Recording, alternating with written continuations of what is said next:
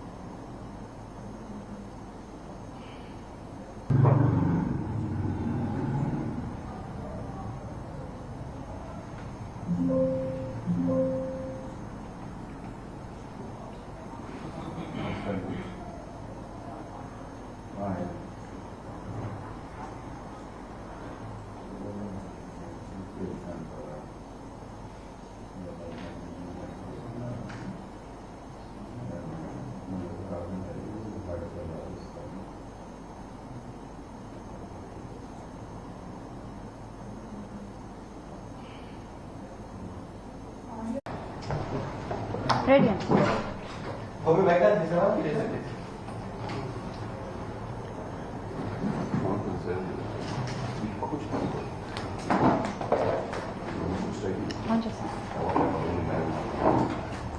Start చేయొచ్చా?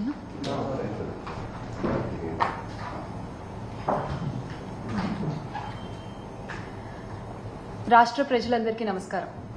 ముందుగా అందరికీ నూతన సంవత్సర మరియు సంక్రాంతి శుభాకాంక్షలు. ఈ 2025వ సంవత్సరంలో ఈ ప్రెస్ మీట్ని ఒక చిన్న కథతో మొదలు పెడదాం మనం. ఒక పేదవాడు ఎముకలు కొరికే చలిలో వణుకుతూ ఉన్నాడు. అది చూసిన ఒక పెద్ద మనిషి, అలా వణుకుతూ ఎంతసేపు ఉంటావు, ఆగాగాగు, నేను లోపలికి వెళ్ళి నీకు చక్కగా వెచ్చటి రగ్గు తీసుకొచ్చిస్తాను, అది కప్పుకున్నావంటే చాలా బాగుంటుంది ఈ చలిలో నీకు అని చెప్తాడు. చెప్పి ఆ పెద్ద మనిషి పాటికి ఆ పెద్ద మనిషి వెళ్ళిపోతాడు.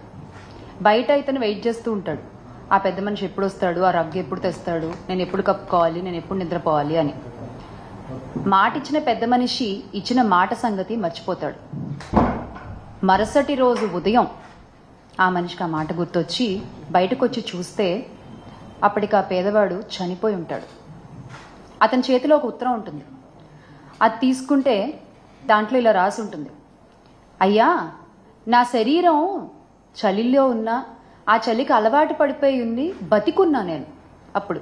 కానీ మీరు కలిగించిన ఒక ఆశ వల్ల, మీరు చెయ్యలేనటువంటి ఒక మాటని మీరు చెప్పడం వల్ల, ఆ ఆశతో నా శరీరం ఆ చలికి తట్టుకునే శక్తిని కోల్పోయి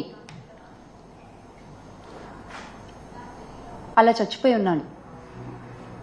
అప్పుడు ఆ పెద్ద మనిషికి అర్థమైంది, ఓహో, మనం ఇలా తెలియకుండా ఒక ప్రాణాన్ని తీసేసామా అని.